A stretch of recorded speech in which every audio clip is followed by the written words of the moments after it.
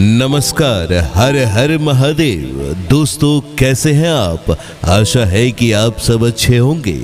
स्वागत है आपका टेस्ट बर्ड एमके की हॉरर सीरीज के इस नए एपिसोड में। कहीं मत जाइएगा क्योंकि कहानी आगे बहुत ही इंटरेस्टिंग होने वाली है। तो आइए शुरू करते हैं आज की कहानी।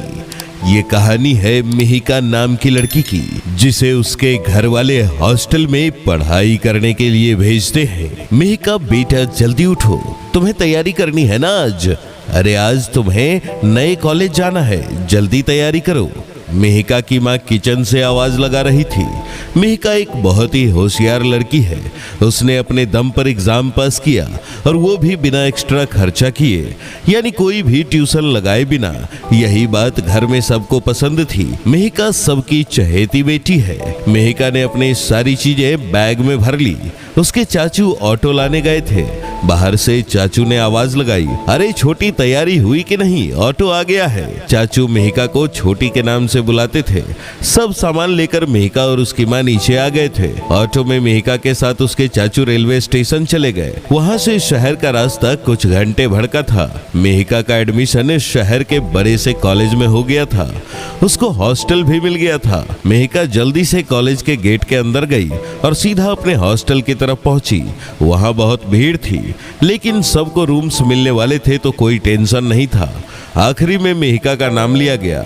उसको एक रूम मिला, लेकिन उसके साथ वाली लड़की ने वहां जाने से मना किया। पूछने पर बिना बोले ही वो चली गई। वार्डन ने मिहिका को आवाज लगाई और कहा, देखो बेटा, एक ही रूम है, वहां कोई दूसरी लड़की तुम्हारे साथ नहीं रुकना चाहती। अगर तुम्हें वो रूम चाहिए तो मैं तुम्हें वो दे सकती हूँ। अगर बाद में कोई लड़की आएगी तो मैं उसको तुम्हारे साथ शिफ्ट करवा दूंगी, लेकिन तब तक तुम्हें अकेले ही रूम में रहना होगा। बोलो मंजूर है? यहाँ नीचे अपना नाम और पता और फोन नंबर दे देना। मिहिका वैसे तो छोटे शहर से थी, उसको किसी बात का डर नहीं था। उसने तुरंत हाँ कहा और अपनी सारी जानकारी वहां भर दी।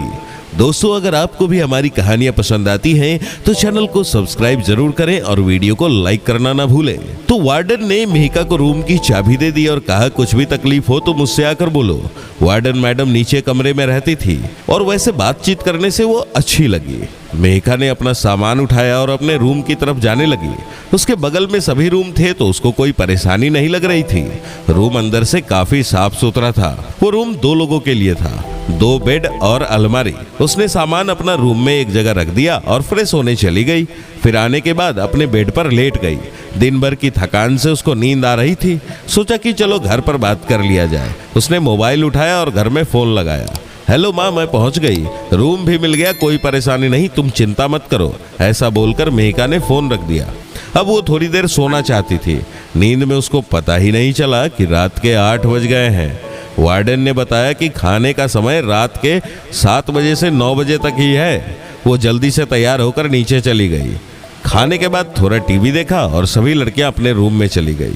मिहिका की कोई दोस्त नहीं बनी थी तो वो भी अपने रूम में चली गई। सुबह कॉलेज जाना था, इसलिए उसने अपने मोबाइल में अलार्म लगाया सुबह 8 बजे का, और वो सो गई। सुबह के 10 बज चुके थे। अलार्म बजना था लेकिन वो बजा ही नहीं। एक अजीब सी हलचल हो रही थी उसके रूम में, जैसे वहां किसी की मौजूदगी हो। इन सब से अनजान मिहिका अभी भी सो रही थी। सभी लड़कियां कॉलेज चली गई। वार्डन ने हॉस्टल में एक राउंड मारा, देखा कि मिहिका का दरवाजा अंदर से बंद है। उसने बाहर से आवाज लगाई, कॉलेज नहीं जाना है क्या? यहाँ सोने के लिए आई हो क्या? आवाज सुनते ही मिहिका की आंख खुल गई। उसने दरवाजा खोला। मैडम, अभी मैं उठने ही वाली थी, अभी तो 8 ही बजे है ना। मिहिका ने जवाब दिया। वार्डन जरा हंसकर बोली, बेटा जरा अपनी घड़ी तो देखना कितने बजे हैं। मिहिका ने अपना मोबाइल उठाया तो देखा 10 बज चुके थे। उसको समझ ही नहीं आया कैसे। वार्डन वहां से चली गई और मिहिका अपना मोबाइल चेक करने लगी। अलार्म बजा कैसे नहीं? मैं इतनी देर तक कैसे सो रही थी? यही सवाल वो सोचते सोचते कॉलेज चली गई। वहां जाकर उसकी क्लास में काफी लोगों से जान पहचान हुई। कुछ तो उसके शहर से थे जो अलग अलग जगह पर रहते थे। उसको थोड़ा अच्छा लगा। वो सबसे बातें करके उन्हीं के साथ उन्हीं के रूम पर चली गई। वो सब लड़कियां उसके पुराने कॉलेज की दोस्त निकली, इसलिए वो उन्हीं के रूम पर रुक गई उस रात को। वैसे वार्डन मैडम को मिहिका ने कॉल करके बता दिया था। रूम पर खूब मस्ती करने के बाद अपने दोस्तों के साथ दूसरे दिन मिहिका कॉलेज चली गई। वहां से सीधा अपने हॉस्टल दोपहर को पहुंची, खाना खाया और अपनी पढ़ाई की तैयारी करने लगी। एकदम से उसको याद आया कि वो घर से पेन लाना भूल गई थी। अब उसके पास कोई पेन नहीं है। वो अपने रूम का दरवाजा थोड़ा सटाकर नीचे कॉर्नर की दुकान पर चली गई। वहां जाकर उसने अपने लिए पेन और कुछ खाने का सामान लिया, जैसे चिप्स वगैरह। वहां से वो सीधा अपने रूम में चली गई। लेकिन ये क्या, रूम का दरवाजा खुला हुआ था। उसने ज्यादा ध्यान नहीं दिया और पढ़ाई करने लगी। शाम का खाना खाने के बाद वो काफी देर रात तक पढ़ती रही। फिर नींद आई तो वो सोने की तैयारी करने लगी। अभी आधी रात को उसने करवट बदली होगी और जैसे ही उसकी आंख खुली, उसके मुंह से चीख निकल गई। वो बहुत डर गई थी। उसने सामने वाले बेड पर किसी लड़की को सोते हुए देखा था और वो उसकी तरफ ही देख रही थी। मेहका जोर जोर से चिल्लाने लगी। वार्डन ने जैसे ही उसकी आवाज सुनी वो दौड़कर ऊपर आई। साथ में बगल वाले रूम की लड़कियां भी खड़ी थी। उन्होंने बाहर से आवाज लगाई, दरवाजा खोलो, क्या हुआ? मेहका ने दरवाजा खोला और बाहर दौड़ कर आ गई। मैडम, रूम में कोई है, मैंने वहां किसी को देखा, कोई लड़की थी, मुझे बहुत डर लग रहा है। वार्डन ने अंदर जाकर देखा और कहा, यहां तो कोई नहीं है, कोई सपना देखा होगा तुमने, बेकार में हल्ला मचाया, चलो जाकर सो जाओ। मेहका सच में बहुत डर गई थी, लेकिन सब लड़कियां उस पर हंस रही थी, इसलिए हिम्मत दिखाते हुए वो भी रूम के अंदर चली गई और सोने की कोशिश कर रही थी। उसकी आंख कब लगी पता ही नहीं चला। दूसरे दिन कॉलेज खत्म होने के बाद वो रूम पर आई तो दरवाजा आज भी खुला था। अंदर एक लड़की थी, उसी बेड पर जिस पर कल देखा था। वो अपना सामान लगा रही थी। अब मेहका को थोड़ा अच्छा लगने लगा। उसको पार्टनर जो मिल गई थी, उसको हिम्मत आ गई। चलो, वार्डन ने किसी को तो भेज दिया, इस बात से खुश थी वो। फ्रेश होने के बाद मेहका उस लड़की से बोलने के लिए गई तो वो देखती है कि वो लड़की सो रही है। उसने उसको सोने देना ही उचित समझा और वो पढ़ाई में लग गई। शाम को खाने के बाद उसने उस लड़की को उठाना चाहा, लेकिन वो लड़की बिना बोले ही बाहर चली गई। मेहका को अजीब लगा, लेकिन उसने ज्यादा टेंशन नहीं लिया। नीचे खाने के टेबल पर भी वो गुमसुम सी बैठी थी। खाना खाकर सब रूम्स में लौट आए, मेहका भी आ गई। अब उसने सोचा कि उस लड़की से बात तो करनी ही है, लेकिन मेहका के जाने से पहले वो जाकर रूम में सो गई थी। मेहका थोड़ी नाराज सी होकर सो गई। आधी रात का पहर होगा, अचानक टेबल के जोर से गिरने की आवाज आई। आवाज सुनते ही मेहका की नींद खुल गई और वो जोर जोर से चीखने लगी, बचाओ बचाओ मैडम, वार्डन मैडम बचाओ। बगल वाली लड़की टेबल पर खड़ी होकर पंखे से फांसी लगाकर झूल रही थी। मेहका जैसे कांप रही थी, उसका चिल्लाना चालू था। वो दरवाजा खोलकर बाहर भागी। वार्डन ने रास्ते में उसको पकड़ा।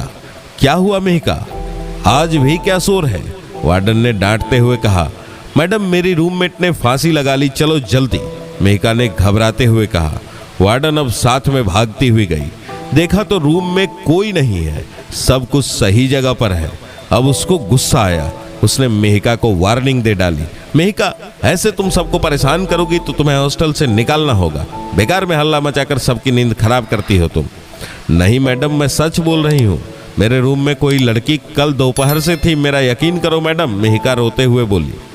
वार्डन मेहका को नीचे लेकर गई। उसने अपने रजिस्टर निकाले, उसके रूम का पेज निकाला। उस पे एक ही नाम था और वो नाम था मेहका का।